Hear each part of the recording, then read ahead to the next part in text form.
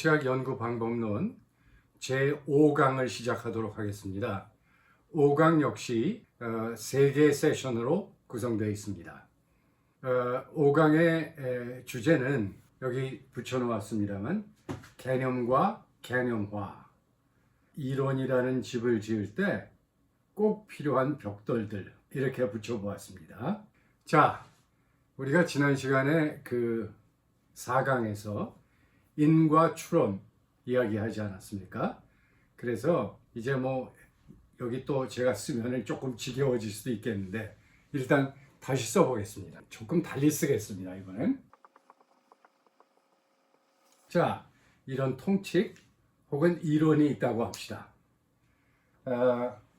그림에 따르면 X와는 Y에 직접적인 영향을 주고 인과적인 영향을 주고 또 X1은 X2에 영향을 주고 X2는 Y에 영향을 주고 이런 얘기죠. X1을 놓고 보자면 X1은 Y에 대해서 직접적인 인과적 영향력을 주기도 하고 X2를 거쳐서 Y에 영향을 주기도 한다. 이런 얘기입니다. 자, 그래서 우리가 인과 추론에 관해서 얘기할 때 이 X와 Y에 이름을 붙였죠. Y를 우리는 종속변인이라고 부르지 않습니까? 종속변인이란 말 그대로 스스로 변하지 않고 무엇인가 다른 것으로부터 영향력을 받아 변한다. 이런 뜻이에요. 그 다음에 X1은 Y에 영향을 주는 원인이죠. X2도 마찬가지입니다. 그래서 이것들을 우리가 독립변인 이렇게 부르지 않았습니까? 우리가 제6강에서 모형에 대해서 논의할 때 이제 독립변인, 종속변인 그런 말 대신 설명변인이라는 말을 쓰기도 합니다. 종속변인 뭐 그대로 종속변인인데 그건 그때 얘기하기로 하고, 자, 한번 바꿔볼까요? 이제 좀 구체적인 용어로. 뭐 후보자 선택이란 용어는 제가 여러 번 그 예를 들었기 때문에 여러분이 이미 알고 계실 텐데, 선거에서, 그러니까 국회의원 총선거나 대통령 선거에 있어서 입후보한 사람들 중에 어떤 사람을 골라서 지지하느냐, 그걸 우리가 후보자 선택이라는 말로 표현합니다. 그리고 정치적 신뢰도, 뭐 정당 선호, 이것도 뭐 몇 차례에 걸쳐서 제가 사용한, 예로서 사용한 용어들 아니겠습니까? 그런데 자, DV라는 거는 Dependent Variable, 그러니까 종속변인. IV는 Independent Variable, 그러니까 자기 스스로 변한다는 얘기죠. 자기 스스로 변해서 그 변한 영향력을 DV로 옮긴다, 뭐 이런 뜻입니다. 여기도 정당 선호도 정당 선호와 후보자 선택만을 놓고 볼 때는 IV죠. 그러니까 Independent Variable이에요. 그런데 정치적 신뢰도와 정당 선호의 관계를 보면 정당 선호는 정치적 신뢰도의 변화에 따라 변하는 종속변인이기도 합니다. 자, 이 얘기는 종속변인 혹은 독립변인이라는 용어들은 무엇을 지칭하느냐 하면 이런 것들이 이론의 구조 속에서 수행하는 역할에 따라 붙여진 이름이에요. 이 통칙 속에서 후보자 선택은 정치적 신뢰도나 정당 선호에 따라서 변하는 그런 역할을 하기 때문에 우리가 종속변인, DV라고 부르죠. 자, 그러면 IV, DV 이런 역할을 하는 것들의 정체가 도대체 뭐냐, 이런 얘기입니다. 말을 바꿔 정치적 신뢰도란 후보자 선택에 영향을 주는 혹은 후보자 선택의 변화를 불러일으키는 그런 원인이다. 그런 역할을 한다. 그래서 우리가 Independent Variable, 독립변인 이렇게 부르거든요. 근데 여러분, 이런 걸 하나 또 붙여보자고요. 여기 보면 정치적 신뢰도는 어떤 사람이 처해 있는 경제적 상황에 따라 변한다, 이렇게 된 거예요. 그러니까 이 화살표, 이 관계로 보면 정치적 신뢰도는 독립변인이 아니죠. 뭡니까? 종속변인이 되어버리는 거예요. 그러니까 독립변인이나 종속변인이라는 용어들은 이것들이 통칙 혹은 이론의 구조 속에서 어떤 역할을 하느냐에 따라 붙여진 것들이다. 붙여진 이름이다. 이런 얘기예요. 그러면 이런 이름, 다시 말해서 종속변인이니 뭐 간섭변인이니 매개변인이니 독립변인이니 이런 이름이 붙여진 것들의 정체는 대체 뭐냐? 그게 바로 오늘 우리 논의의 핵심입니다. 간단하게 이렇게만 놓고 볼까요? 정치적 신뢰도, 후보자 선택, 이게 대체 무엇일까? 그런 얘기입니다. 분명한 거는 이것들은, 이 용어들은 도구예요. 뭐 하는 도구입니까? 무엇인가를 지칭하는 도구이다. 이런 뜻입니다. 다른 예를 들어 볼게요. 오늘 우리가 하는 이야기는 이 채널의 또 다른 그 영역인 정치학 개론 시간에 제가 아주 잠깐 언급을 한 일이 있습니다만, 자, 여기 두 개의 용어가 있어요. 복돌이, 개. 복돌이는 개예요. 그런데 이 두 개는 전부 어떤 의미에서 보면 이름들이에요. 네임들. 이름이라는 것은 무엇을 지칭하는 용어 아닙니까? 그래서 우리가 이런 말들을 씁니다. indicative terms. indicative라는 건 뭘 지칭한다는 얘기죠.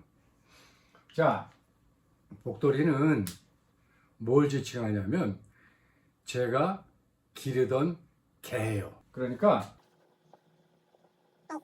죄송합니다. 개라고 치자고요.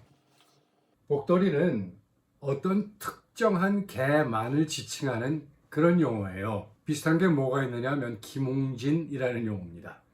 김웅진이라는 용어는 바로 저만을 지칭하는 용어예요. 그런데 제가 만약 사실 그랬습니다만 이제 복돌이를 데리고 산책하러 집 밖에 나간다는 얘기죠.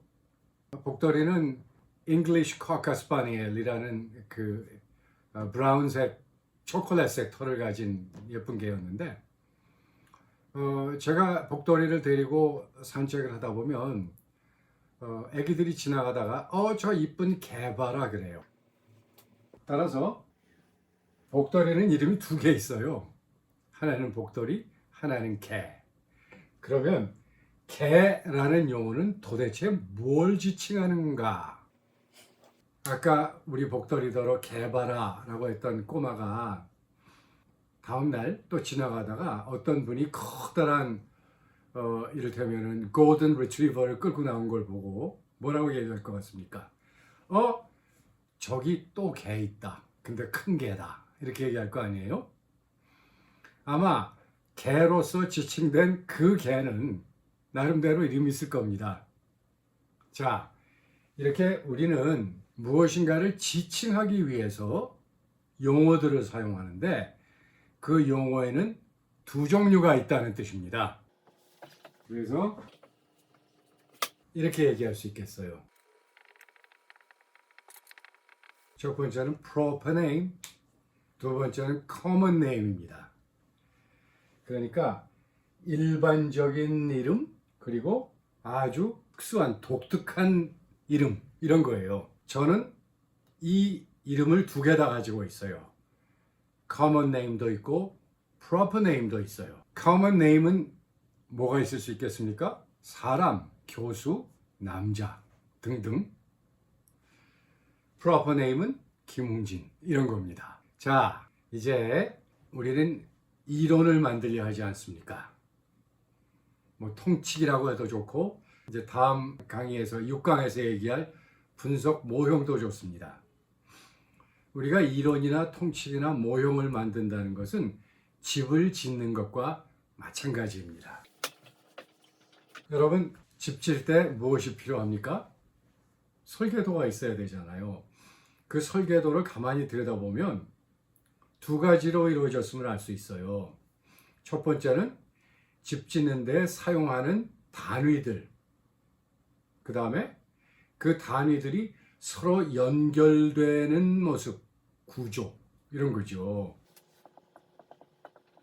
예를 들어 이런 통칙이 있다고 하면 x1은 y를 불러일으키는데 여기라는 원인은 아니에요. x2도 y를 불러일으켜요. 그래서 x1, x2는 독립변인이고 y는 종속변인이죠. 그 다음에 x1과 x2는 서로 영향력을 주고받아요. 자, 이걸 보면, 이 통칙을 보면 일단 x1, x2, y라는 구성 단위들이 있죠. 뭐 다른 말로 건축 단위 이렇게 얘기해도 될 것 같습니다. 그 다음에 이 건축 단위들을 연결시키는 관계 혹은 구조가 있지 않습니까? 이런 구조로 생겼단 말이에요.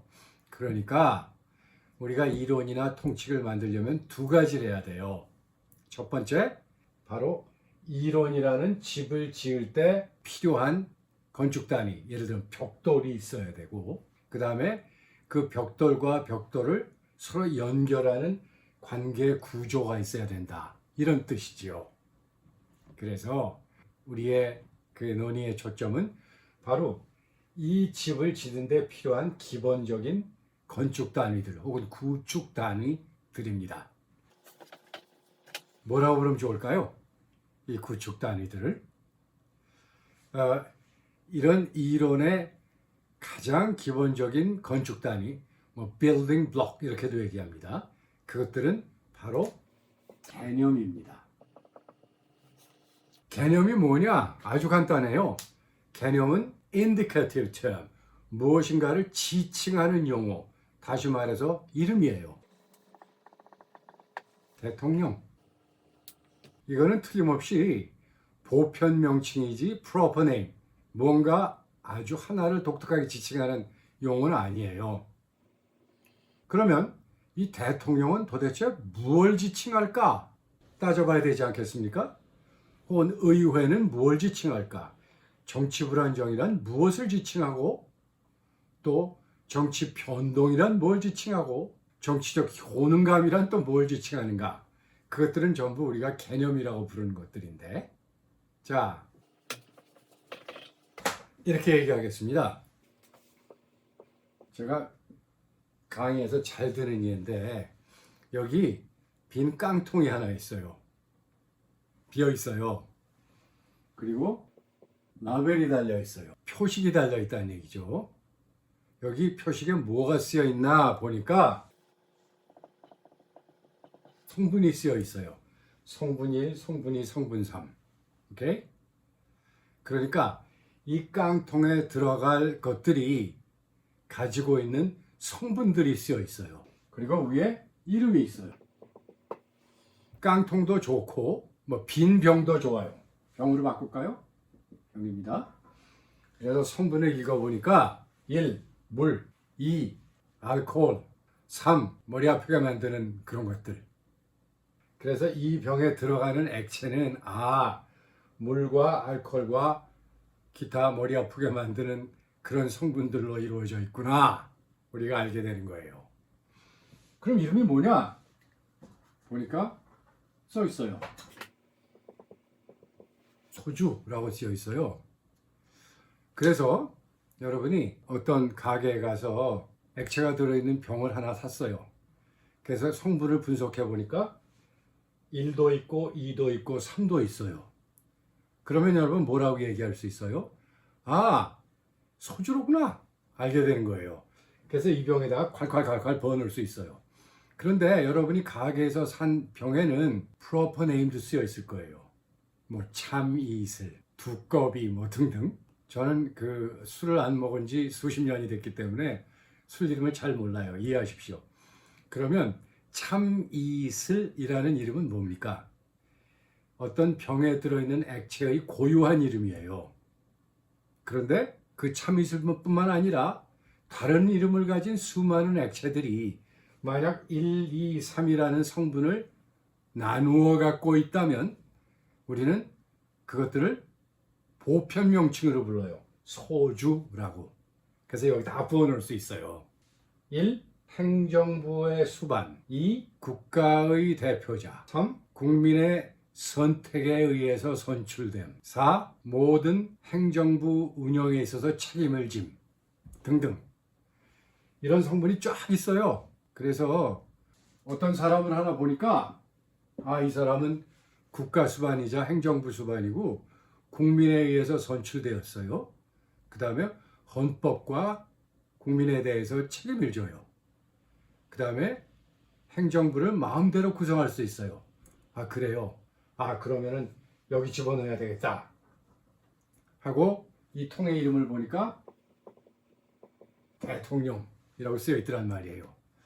그래서 조 바이든이라는 고유 명칭, 프로퍼 네임을 가진 사람을 보니까 1, 2, 3 성분이 다 있어요. 여기 집어넣어요. 윤석열이라는 분의 사람의 성분을 보니까 1, 2, 3 여기 쓰여 있는 것과 같아요. 여기 집어넣어요.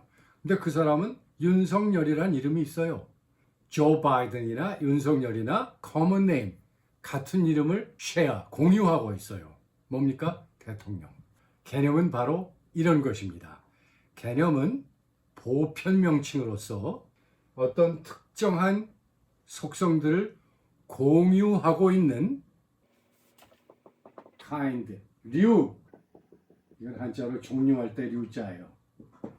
류들을 지칭하는 것이다. 대통령이라는 말은 조 바이든, 윤석열, 문재인, 김대중, 존 F 케네디 이런 아주 구체적인 명칭을 가진 사람들이 나누어 갖고 있는 속성들을 표현하는 말입니다. 따라서 개념은 어떤 부류의 현상이나 단위들이 공유하고 있는 속성들을 지칭하는 일반 명칭이다. 우리는 그것이 없이는 이론을 만들 수 없다. 이렇게 이야기할 수 있겠습니다. 첫 번째 세션은 여기서 마치고 두 번째, 세 번째 세션에 걸쳐서 구체적으로 이런 것들을 어떻게 만들지, 성격이 뭐지, 이런 얘기를 계속하도록 하겠습니다. 일단 제5강의 첫 번째 세션은 이것으로 마무리하겠습니다.